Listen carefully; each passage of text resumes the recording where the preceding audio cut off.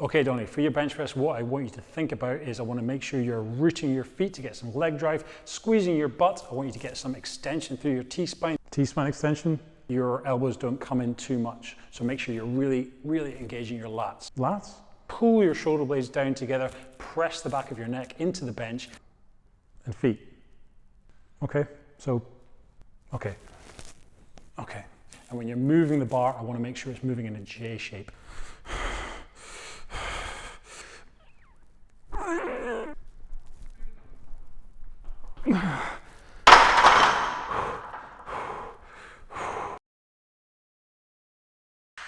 Okay, Donnie, what's the plan with the bench press today? I'm working on my leg drive today. Cool. All right, man, show me.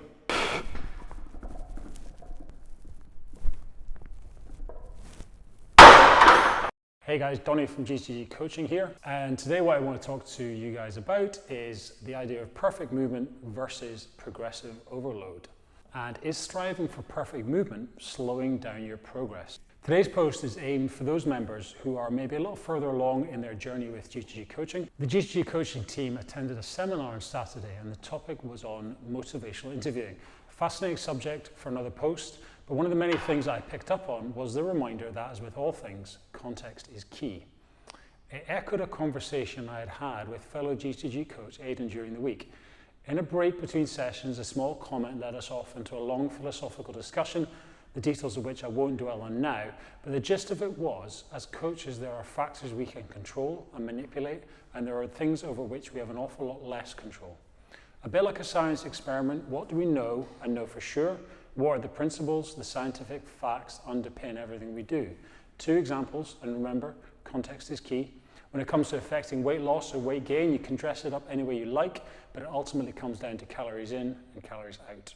Another example, and the one we'll be touching on a little today, is the principle of progressive overload as a method for increasing strength. So what about the bit we can't really control, the variable? It's the individual, it's the human, the person behind the program. In this case, we try and avoid manipulating and controlling and focus on guiding and teaching and coaching. Back to the GCG members' journey. So when they arrive with us, they have a goal.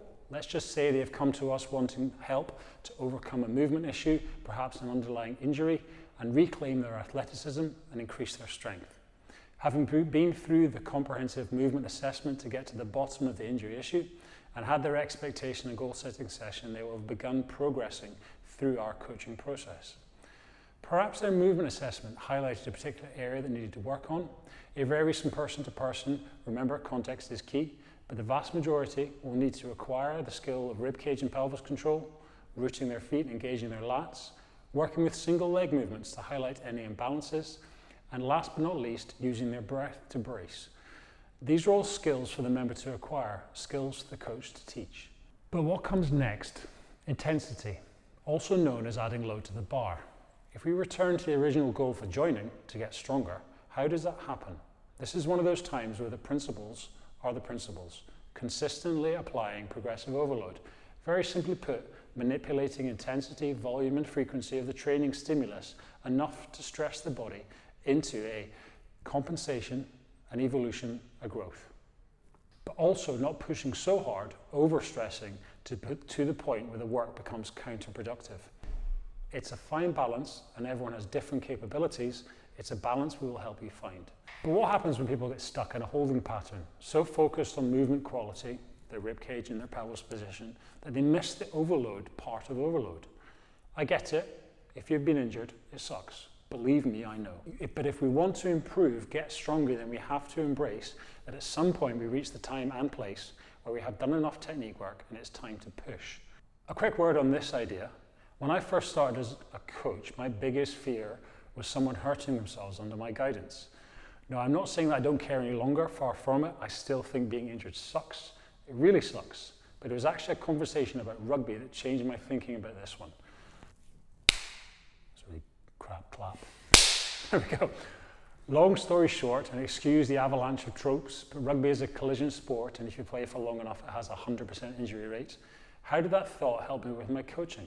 It helped me realize that if the purpose of strength training and coaching is to actually get stronger, then you have to follow the principle of progressive overload, and to do that comes with it some measure of risk. What will we as coaches do? We aim to equip you with the skills to mitigate those risks, but at some point everyone needs to push, and unfortunately that comes with some risk. If you train for long enough, you will encounter injuries. It will be frustrating, but hopefully each one will teach you something, and I know that if the option is not training at all, the injury and illness will probably still find you. Back to the start now. So you're a few months into your coaching process with G2G. Are you stuck in a holding pattern where you're so focused on movement quality that you can't just grip it and rip it? Now, it's difficult to grip it and rip it when you're using up 90% of your concentration on maybe rooting your right foot, feeling your left hamstring and your right glute, engaging your pelvic floor and your left oblique. Has that extreme internal focus become counterproductive? Some people wear their ability to multitask as a badge of honor, but the science seems to be fairly convincing that single focus points work better. But I digress, a fascinating topic for another day. We are constantly evaluating and evolving as a coaching team, and this awareness of the pitfalls of overcoaching is an area which in retrospect we needed to get better at balancing our approach. Our intentions were good, but by staying open-minded and avoiding dogma, it has allowed us to identify this as a blind spot in our process, to sharpen our appreciation of the nuance involved. Everything is about balance. Remember, context is key. I've said that a few times. It used to frustrate me when I would ask the more experienced coaches a question and was met with a, "It depends." I wanted a magic bean. I do know that all the technique work is powerful and really beneficial to do, but remember, it has to be going somewhere. It has to be achieving something. At some point, if you want to get stronger, trust the work you've done has become ingrained, believe in your skills, and ask yourself, do you still need to think about all of that before every lift? Does this movement have to be perfect, or is it good enough for the task I've set myself? It's time to embrace progressive overload, maybe pick one powerful cue that resonates, and just go for it.